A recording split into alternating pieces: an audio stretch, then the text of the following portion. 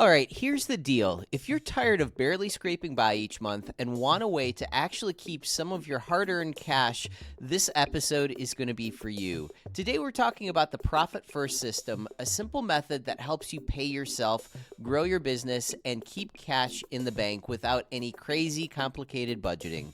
Our guest, Susan, is here to break it all down from why you need separate bank accounts for different expenses to how you can finally get yourself on a path to actual consistent profit. Get ready to hear how to make your money work for you, not just everyone else. So, Profit First is a cash management system that was invented by author Mike Michalowicz. And it's a system that does exactly that. It's a system that allows entrepreneurs like you and me to take our profit first. And it's a system that works with our natural human tendencies, which is important to our success. If we make something too hard, we know as human beings, we're going to get up in the morning and we're going to do everything else besides the thing that we need to do. But Profit First works with our natural human tendencies. There's something called Parkinson's Law.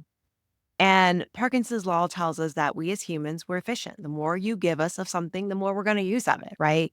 If you're given a project that takes 2 weeks to do, you're going to finish that project in 2 weeks. If you're giving a project that you have one day to do, you're going to finish that project in one day. Mm.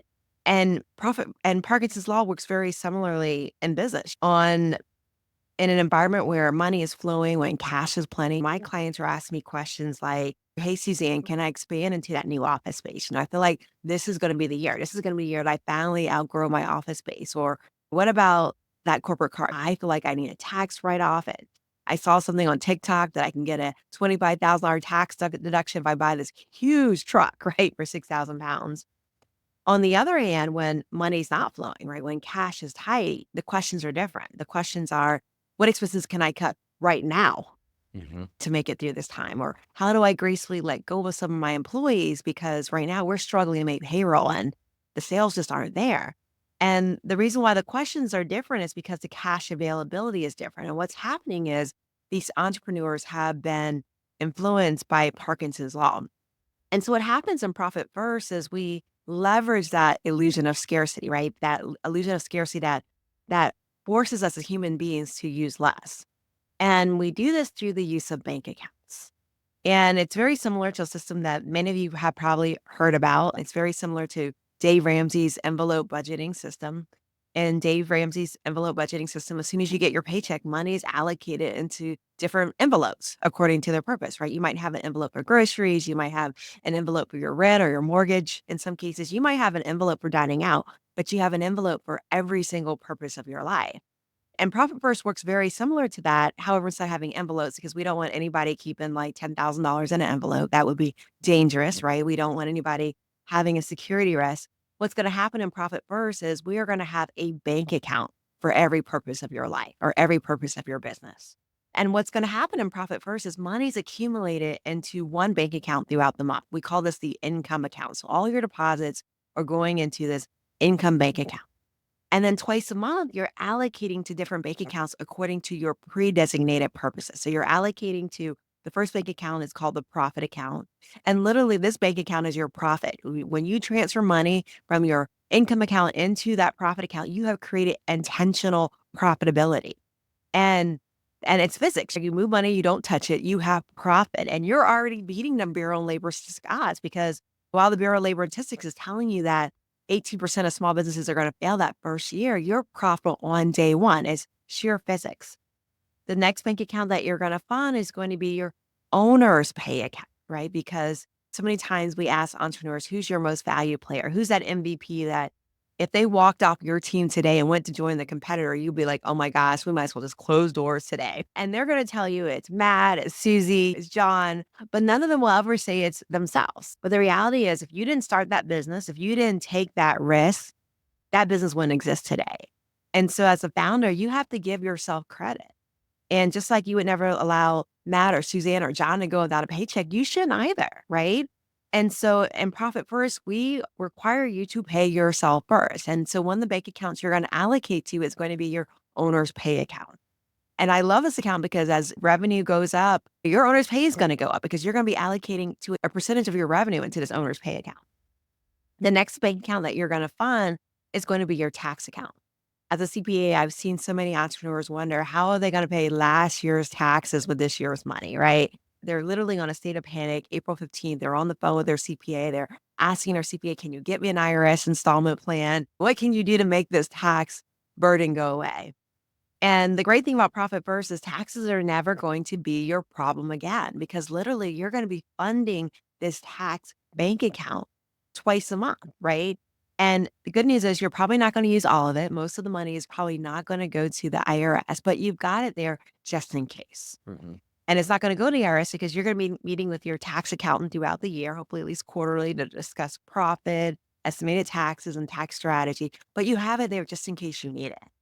And so after you've funded your profit, your owner's pay, and your tax account, that last bank account that you are going to fund is going to be your operating expense account.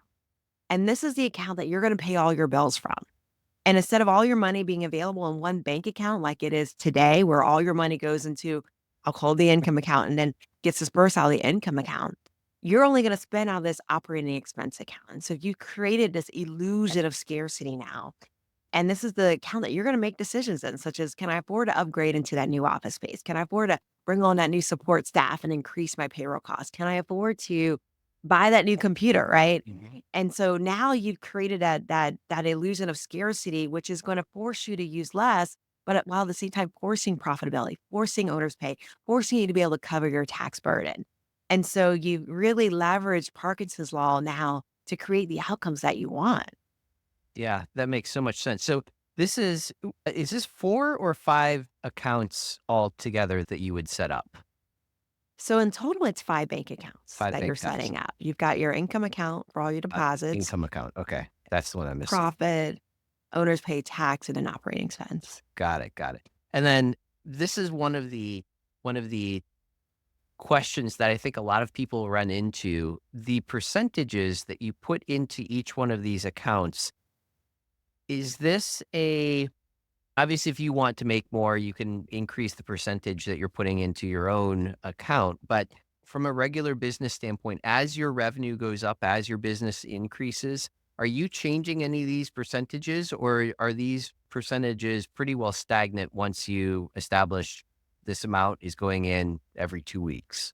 Does that make sense? So absolutely. So Profit First Corporation conducted a study of what a healthy company looks like.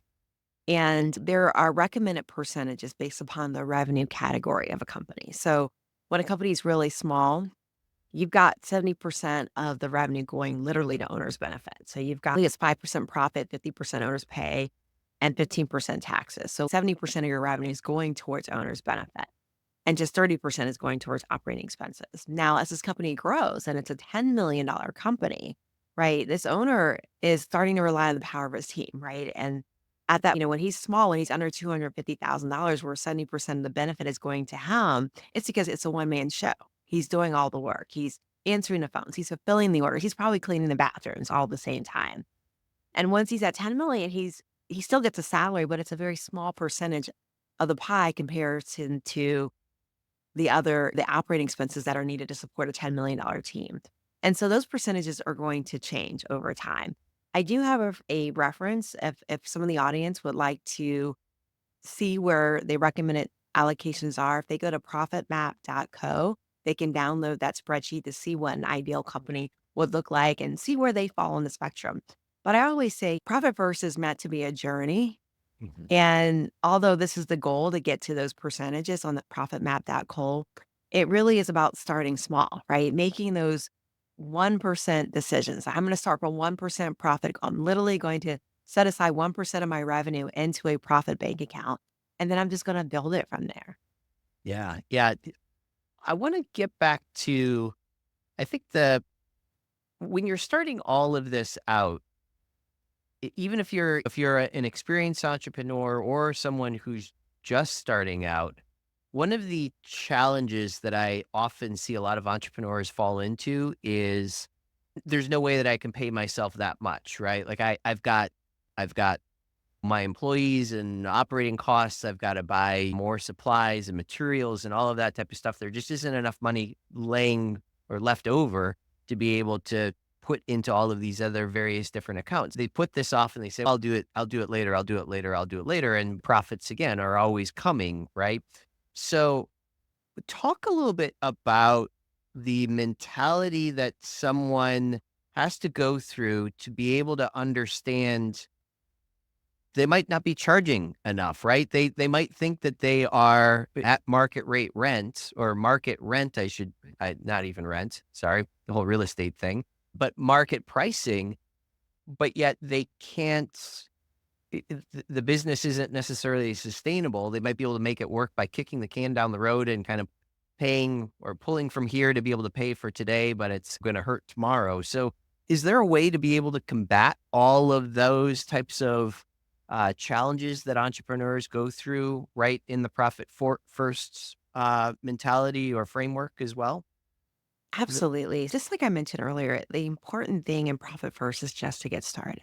Like, I wouldn't even focus on the end goal. I would just start on the process. Even if you start 1%, nobody's going to miss 1%. Usually that's just stopping the meals and entertainment, right? Stopping that stop to get coffee and a donut in the morning, right?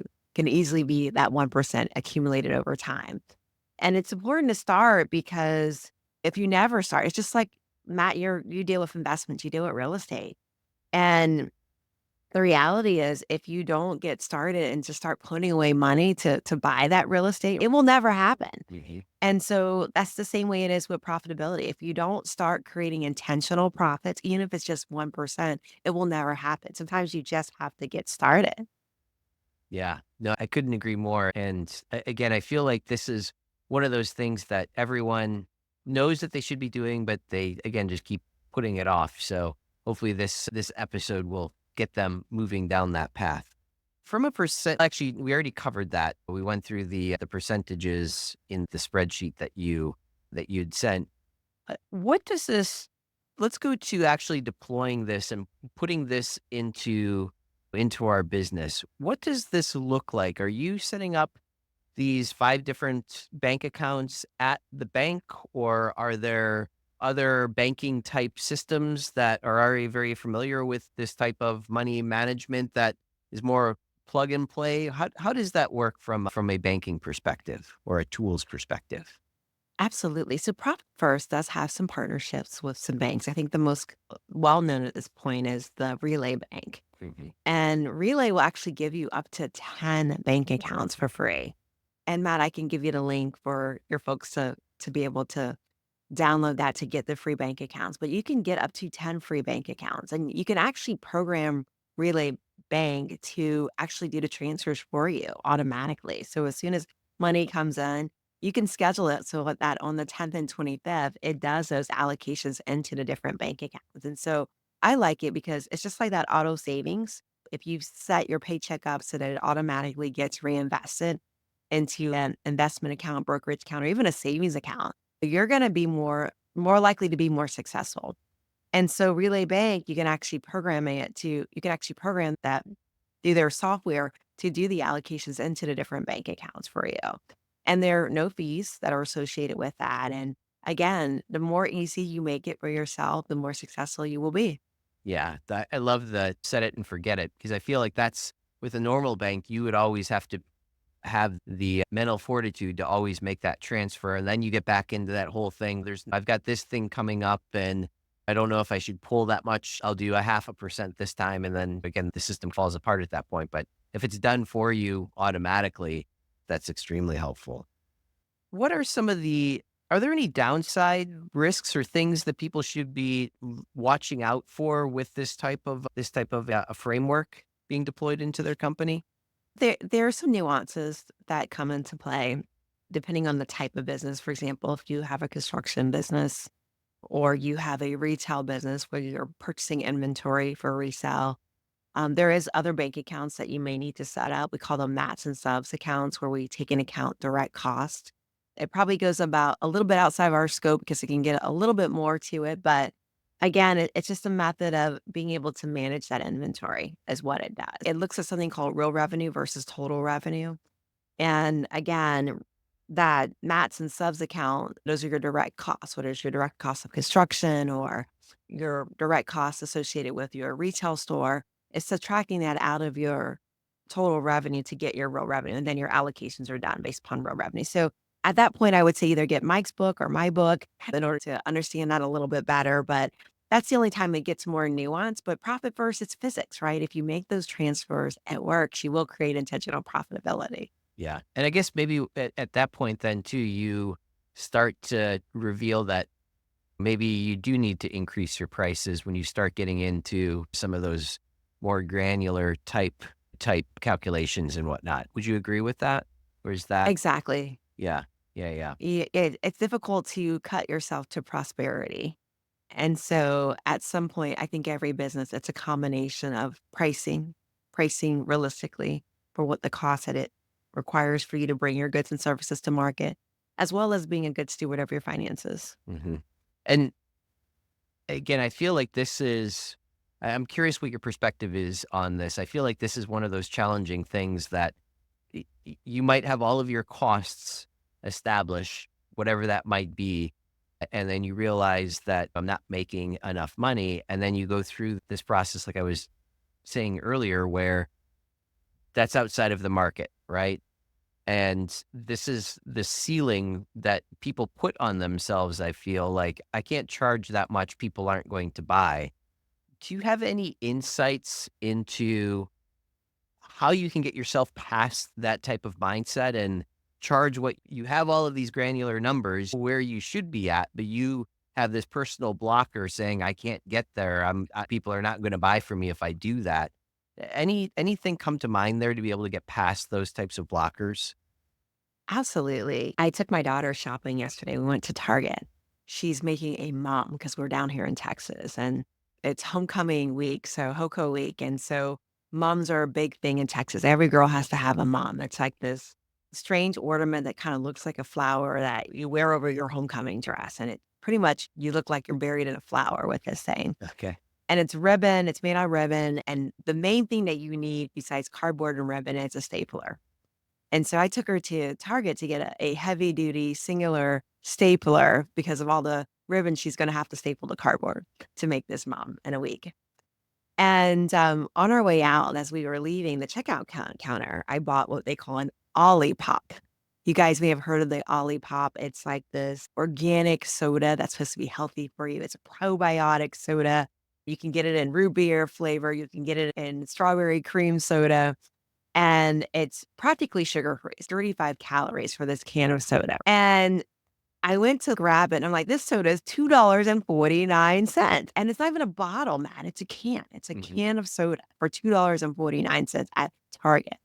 And I'm like, "Okay, what makes you buy this $2.49 soda?" And I went and bought this soda, and I bought it because 1 is 35 calories, second of all, is organic, third of all, it's supposed to be better for my stomach, right, than buying, like, a Diet Coke. But I bought a $2.46 of can of soda when I could have bought a Diet Coke for $1 in a can. And the reason why I bring this point to you is you have to give your customers a reason why they should pay the upcharge. You're right, Matt. You can't just increase your price because I just felt like increasing my price. Because if you're the same as everyone else, I'm going to go to everyone else that's less. But you have to give your customer a reason why. Yeah, that makes sense. That makes sense. So it's very much so on the marketing side of things then at that point, right? Where it's not just, like you said, just increasing the price, but establishing the list of values or whatever it is that you're providing for that additional cost to be able to justify that to your customers. And that's the reason why you can increase the prices. Exactly. It's your service level or it's your quality. Yeah. Yep. That makes sense. That makes sense. Is there anything else that you feel a lot of people struggle with when they start this at all? Is there anything that comes to mind that people might not necessarily think of or understand that this is part of the process? A lot of people ask me what's the hardest part about Profit First. And I always laugh when people ask me this because literally the hardest part is just getting started. People will get excited about starting Profit First. So this is brand new system that I heard on Matt's podcast and I'm starting this tomorrow. And then they'll get stuck on questions like, where do I open my bank accounts at? Or how do I lower my bank fees? And they'll get stuck in this analysis paralysis and they'll never get started. Mhm. And so, what I would say for the audience that's listening to this is start with 1% allocation of your revenue into your profit bank account and then just build it from there. Because the reality is, if you continue to do the same thing, you'll continue to get the same results. The only way out is to do differently. So, start with 1% and just build your profit from there. Yeah, that makes sense. And when people are going through and establishing that process, I guess you can say, in shoot, make sure that guys edit this part out. I lost my train of thought where I was going to go with this. I was going to ask you. You were saying how people just need to get. Oh, that's what it was. So if I'm in this process of starting to get this established in my business, my personal life, what type of timeline am I looking at? Like, how much time should I say, okay, I can get this all done in this certain amount of time? Because again, I feel like that's one of the challenges that a lot of people will start with, where they start exploring things. And like you said, they get into analysis by paralysis and they start going down all of these different paths and making it a lot more complicated than what it should. Like, what amount of time should I say that I want to have this implemented by this much time? Does that make sense? Absolutely. So, when I usually work with a client to implement profit first, it's usually about a year to 18-month process. Okay. And the reason why is just like it may have taken you years to build bad habits, it might take you a year to turn things around, especially if you've gotten yourself into debt. And so it's important to give yourself that grace that this is not an overnight thing Mm. and it's part of the journey. But again, it's about making the small steps because one day it's that dollar saved. When you're first start saving those dollars, you're like, oh my gosh, I'd rather have that cheeseburger. That cheeseburger will mean a whole lot more to me. But when you look back in 10 years and that dollar is 200,000. Hmm. Yeah, that makes sense. And what would you say is this the year to 18-month time period? Would you say that is mostly reframing the way that we think that the money flow has to happen? It's more like internal. Is that what takes the amount of time, would you say? Or are there You know, other things that need to be in place that just take more time? yeah. So I think everybody's different. For some people, it's digging themselves out of debt, right? Mhm. Some people may have gotten huge ERC credits and now the payments come due and are like, oh my goodness, how do I pay for this? Or they may have been involved with a loan shark, right? We've seen that happen too. Some people are in long term contracts. They may be in a lease that they can't break, and they may be in that lease for 3 years to get out of that lease.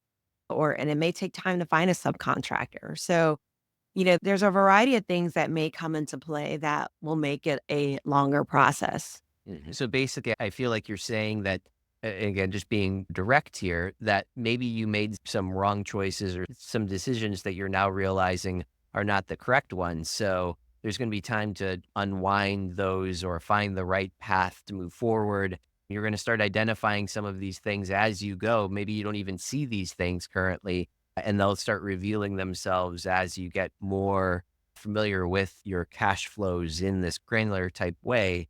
And again, that's just going to take a little bit of time to be able to figure out where those things are hiding at and what you're going to do to be able to solve those problems that you now realize. Would that be fair? Exactly, exactly. It's gonna take some time to gracefully exit from situations. Yeah. Yeah. That makes perfect sense.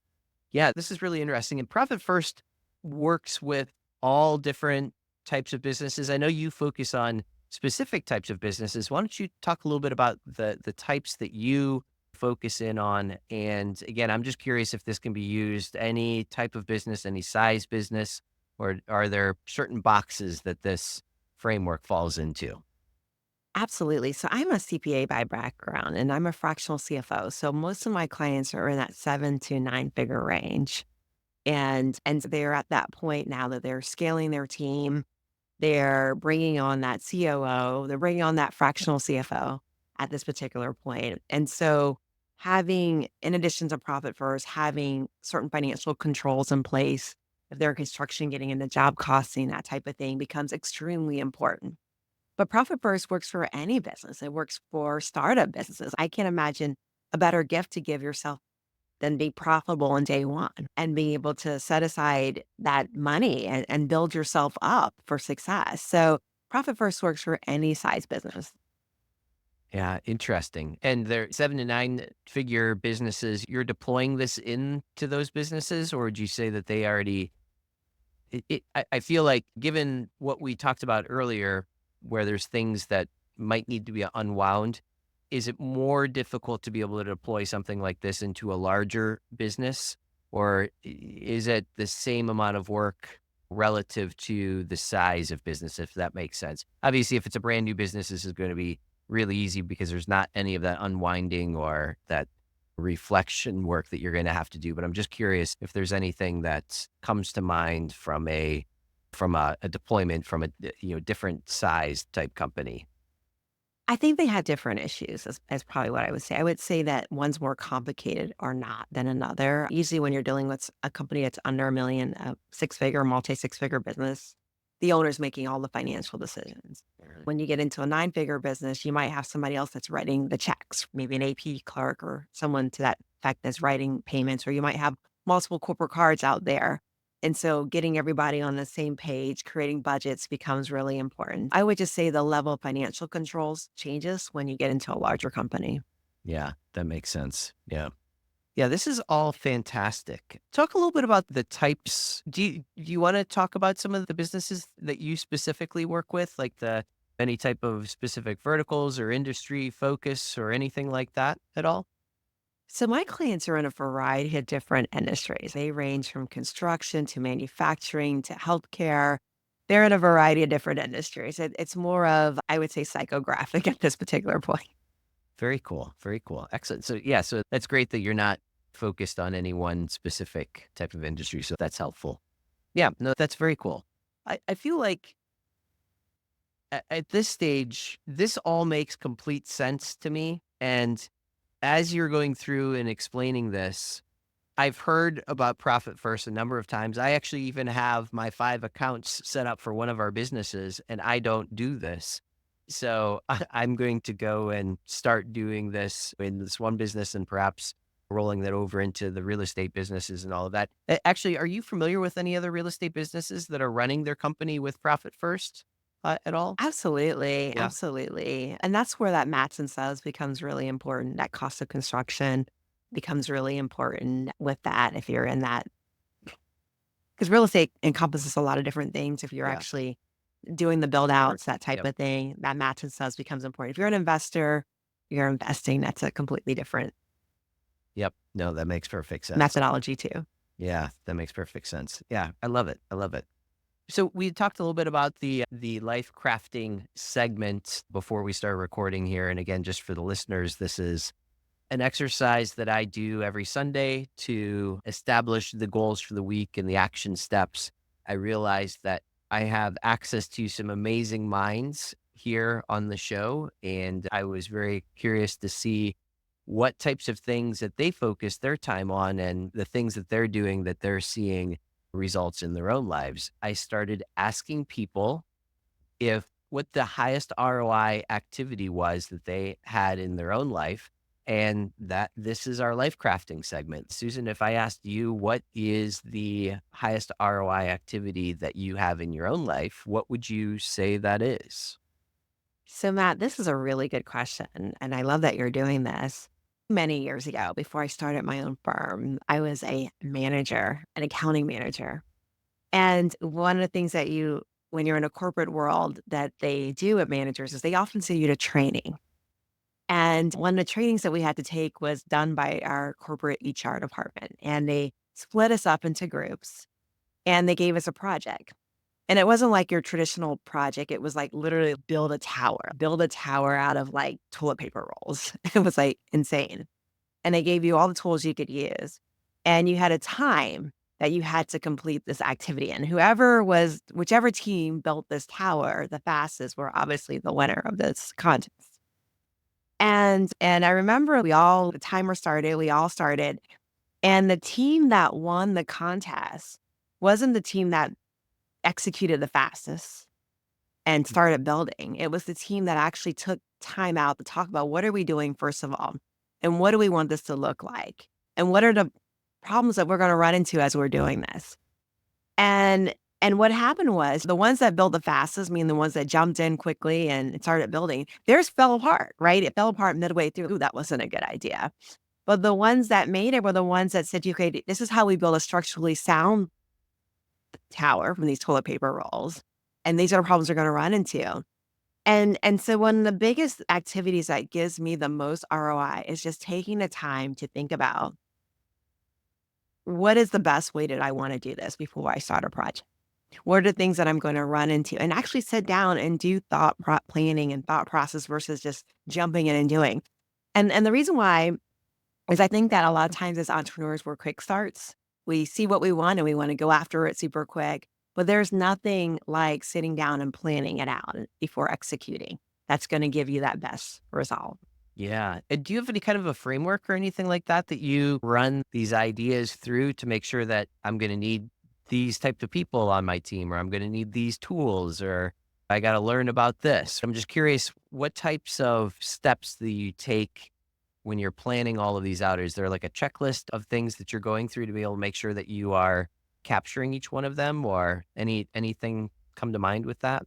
Man, that's a good idea. I need to coin that. This particular point, I've never really sat down and thought about what do all my plannings look like in Mhm. terms of building out a process.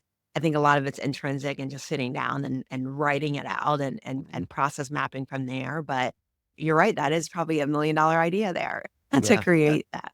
Yeah, that's interesting. And let me ask you this too. So when you are, how do I want to phrase this? So one of the challenges that I see a lot of entrepreneurs going through as well is they don't understand delegation, and they feel like uh, I have these people on my team who are going to do these projects for me that I don't feel like doing, so I'm just going to toss it over to them, right?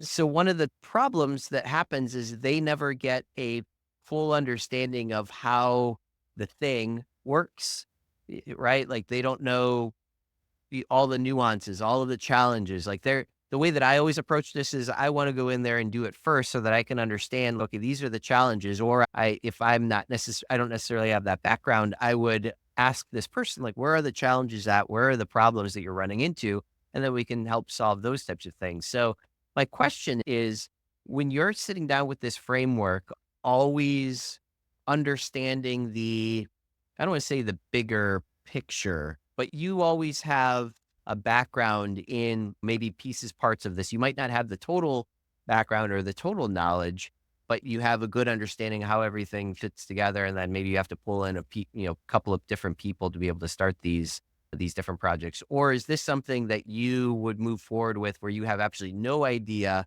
how any of this is going to work? And again, it's a little bit more hunting and pecking, if you will. I think this is the way that it works. Maybe not, right? I'm just curious how you go about approaching these types of projects. If you have your hands in on things, you understand certain things, or if this is best when you don't have any type of understanding in anything. Does that make sense?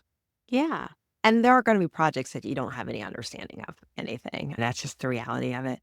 I think as a leader, it's important to take a stab at it first to get an idea of what you want to accomplish because you have to set the pace of the direction. Mhm. But like you said, Matt, you may have holes in it. You may not be the who that needs to execute this project, but you at least come in with a good draft. And the great thing about a lot of these plans is they stay drafts until the end, literally, and that's also important is having an understanding that fluidity is important, that it's important to be able to adjust and change as new realities come into play.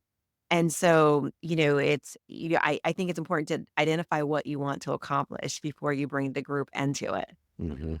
Yeah, no, that's another one of those key things too that a lot of people don't necessarily understand. They don't understand what it is that they want to even accomplish. They might have a little problem or something where something isn't working right, but they don't understand what the bigger picture is. Why do we need it to work this way? So that's a great thing to be able to identify. This is what the goal is, and then working back from there and involving whoever might be involved in that decision making process. Yeah, I love it. I love it.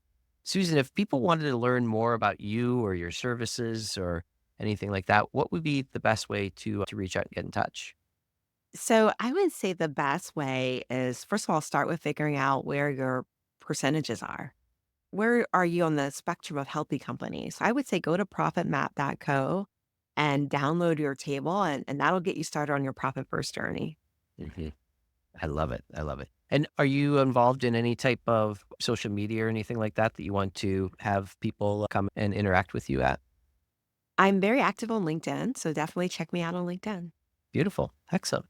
Susan, this is fantastic. Again, I've read the book a couple of times and I've set things up and I just don't use it. So I need to jump in and start drinking the Kool-Aid here and doing this myself. So I'll definitely start using the things that I set up and am not using. So I appreciate the time here today.